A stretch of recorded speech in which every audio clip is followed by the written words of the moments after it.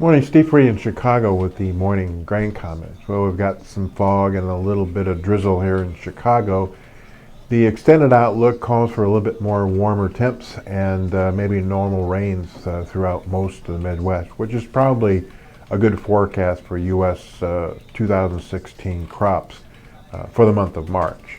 As far as overnight prices, they're mixed to a little bit higher. Beans up a penny, wheat's up a couple of cents, and corn's unchanged. Outside markets are pretty quiet with crude mixed and the dollar a little bit lower. We did see more and more articles out about funds getting back into the long side of the crude oil market, thinking that it's bottom and due for a little bit more of a pop. We'll see if we can get closer to $40 a barrel and see if we can actually push over that price level with this new spec buying.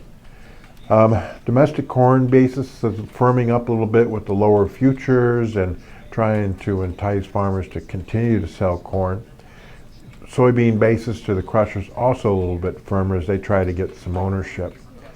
In years in which U.S. soybean and corn carryouts are large, July-November beans, July D's corn, and July D's meal tends to widen out from here.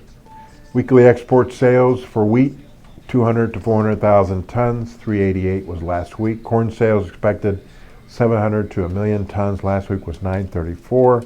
And bean sales 700 maybe to 800,000 tons. That's probably a little bit high, let's say 2 to 400,000 tons.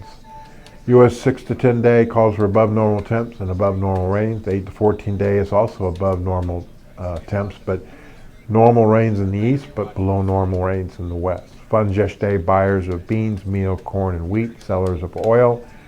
And we held the 860 support in the May beans, and we'll see if we can test the 870 resistance.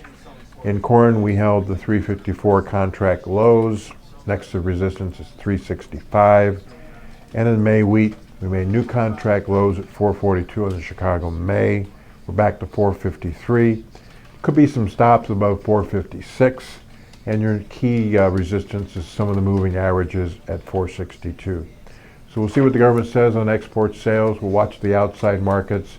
The Chinese will soon have their policy meeting. We'll see what they come out with forecasts for growth, and we'll also be watching the Fed pretty close on what they do with U.S. interest rates. As always, these are my thoughts and not those of ADM or ADM Investor Services, and have a safe and profitable trading day. And that is going on number 5617.